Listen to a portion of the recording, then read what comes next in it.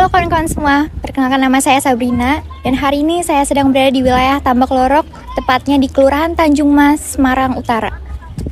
Pada hari ini kami akan melaporkan tentang beberapa masalah yang mengancam wilayah pesisir Tambak Lorok. Beberapa di antaranya adalah masalah lingkungan, seperti ancaman banjir rob, wilayah yang kumuh, penurunan tanah yang sangat cepat setiap tahunnya, dan juga sanitasi dan drainase air bersih. Tentu masalah lingkungan seperti ini mengancam kesehatan manusia dan juga ekosistem perairan di sini.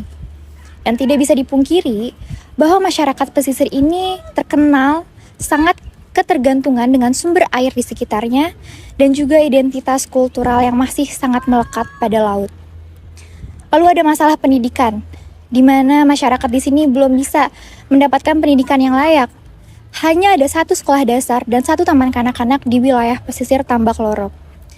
Lalu secara ekonomi, mata pencaharian dan segala bentuk sumber pendapatan yang memungkinkan belum mampu mengantarkan masyarakat wilayah pesisir Tambak Lorok pada taraf kesejahteraan yang layak. Dan hari ini, kami akan mengajak kalian untuk menelisik lebih jauh tentang fakta yang ada atau bahkan fakta baru terkait wilayah pesisir Tambak Lorok.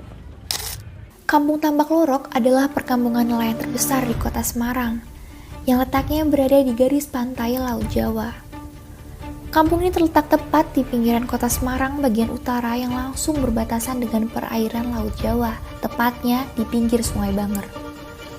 Secara administratif, kawasan ini merupakan bagian dari Kelurahan Tanjung Mas, Semarang Utara dengan luas kurang lebih 84,48 hektar. Kawasan Tambak Lorok mulai dihuni sekitar tahun 1940-an, di mana pada saat itu kawasan ini hanya dihuni oleh 3 keluarga yang kemudian mengungsi ke Demak pada masa penjajahan Jepang. Setelah Perang Kemerdekaan, keluarga tersebut bersama dengan masyarakat lainnya datang dari Demak dan menghuni kawasan ini. Kemudian kawasan Tambak Lorok berkembang menjadi kawasan pelabuhan karena letaknya yang strategis sebagai pendaratan kapal. Hal ini ditandai dengan lahirnya Pelabuhan Tanjung Mas, yang selanjutnya berkembang menjadi salah satu infrastruktur penting dalam kegiatan perekonomian di Jawa Tengah. Kampung Tambak Lorok menyandang gelar kampung nelayan terbesar di kota Semarang, di mana seharusnya dapat memberikan harapan kepada masyarakat. Tapi nyatanya itu hanya omong kosong. Berbagai masalah pun menghantui Kampung Tambak Lorok. Genangan air setinggi mata kaki adalah suasana pertama kali yang menyambut mereka ketika membuka jendela dari tepi kamar. Genangan air ini merupakan banjir rob yang setiap harinya dirasakan oleh masyarakat Tambak Lorok sejak pukul 9 pagi hingga pukul 9 malam. Tentu saja banjir ini memberikan kesulitan kepada masyarakat Tambak Lorok untuk dapat beraktivitas, khususnya bagi mereka yang mencari nafkah di luar desa. Mereka pergi bekerja pukul 7 pagi dan pulang pukul 3 sore. Banjir ini menyulitkan akses mereka untuk kembali ke rumah. Banjir rob sudah menghambat aktivitas masyarakatnya untuk mencari nafkah bagi keluarga. Dompet yang seharusnya terisi penuh dengan uang justru malah harus kosong akibat banjir yang melanda. Menurut keterangan salah satu warga desa Tambak Lorok, mereka harus meninggikan rumah mereka setiap tahunnya agar tidak terendam di telan air laut. Selain itu, tambak udang dan ikan milik warga hanyut bersamaan dengan banjir yang mengalir kembali ke laut. Banjir rob yang melanda desa Tambak Lorok sudah hampir menelan rumah milik warga setempat. Kondisi air yang keruh akibat sampah yang berserakan membuat kondisi desa ini tampak semakin memprihatinkan. Gue mungkin pernah lihat data gitu soal laju penurunan tanah gitu di antara kota-kota di dunia gitu Pak.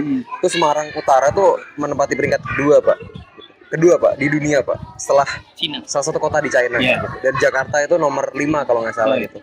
Gimana Bapak menanggapi itu? Kan tadi setelah saya sebutkan ya, tadi itu Bapak akui juga terkait eksploitasi air tanah dan segala macamnya, dan itu kan cukup menghabiskan dana juga ya Pak dari tahun ke tahun gitu, dari masyarakat untuk meninggikan rumahnya gitu. Itu gimana tuh Pak? Gimana menanggapi itu?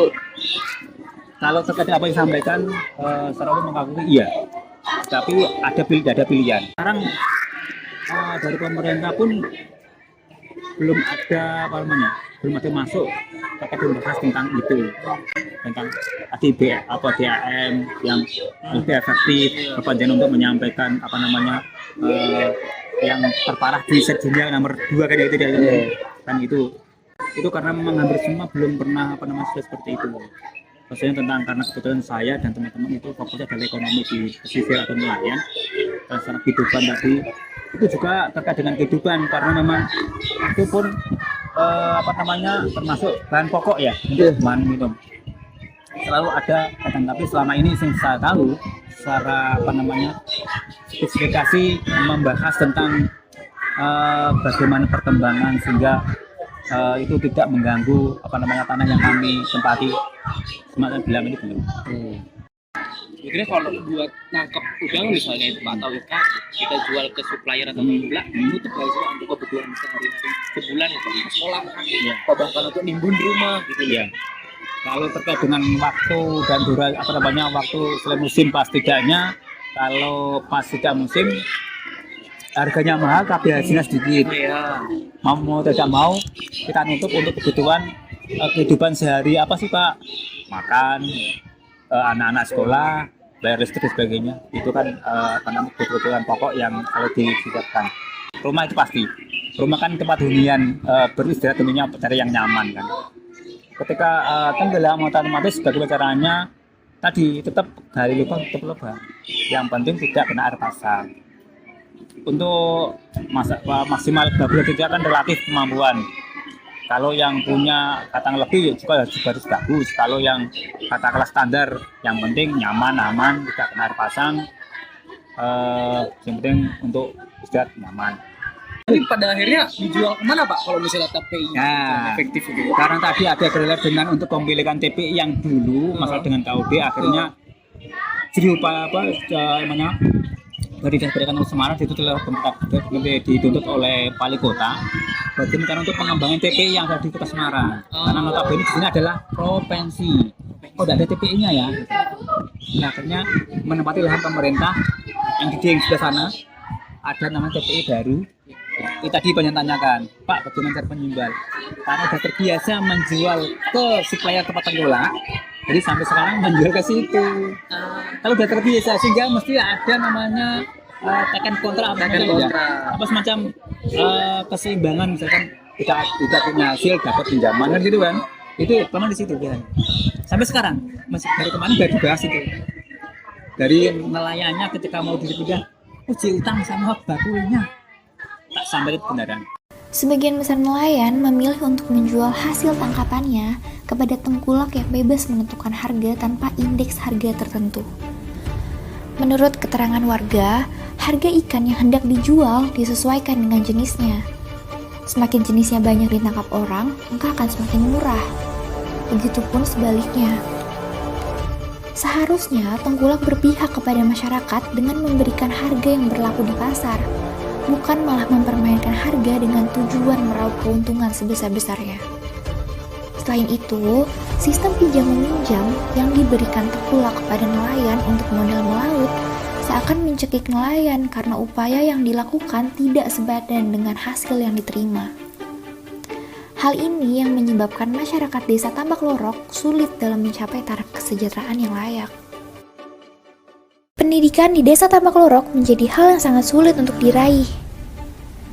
Dari salah satu keterangan warga, mereka menyampaikan bahwa di sekitar desa Tambak Lorok hanya ada 2 taman kanak-kanak, 1 sekolah dasar negeri, 1 SMP, dan 1 SMA swasta. Jumlah ini tergolong rendah dibandingkan dengan desa Tambak Rejo yang memiliki 4 SD negeri. Berdasarkan keterangan warga, sekolah dasar negeri yang berada di desa Tambak Lorok belum sepenuhnya bebas biaya. Dalam beberapa hal, sekolah masih menarik biaya untuk keperluan sekolah, seperti seragam dan buku. Realitas ini tidak selaras dengan program wajib belajar 12 tahun yang seharusnya menyediakan pendidikan secara cuma-cuma dari SD sampai SMA. Tidak banyak pula siswa yang melanjutkan pendidikannya ke jenjang pendidikan yang lebih tinggi. Sebagian besar dari mereka memilih untuk menopang perekonomian keluarganya dengan bekerja sebagai pegawai pabrik. Setelah menyaksikan bersama terkait kehidupan di wilayah pesisir Tambak Lorok, banyak masalah yang mengancam wilayah ini. Dari masalah lingkungan, masalah pendidikan, hingga ekonomi seolah sudah saling berdekatan satu dan yang lainnya. Masyarakat di wilayah pesisir ini harus menyusuri jalan penuh dengan genangan air asin yang mengandung sampah rumah tangga setiap harinya.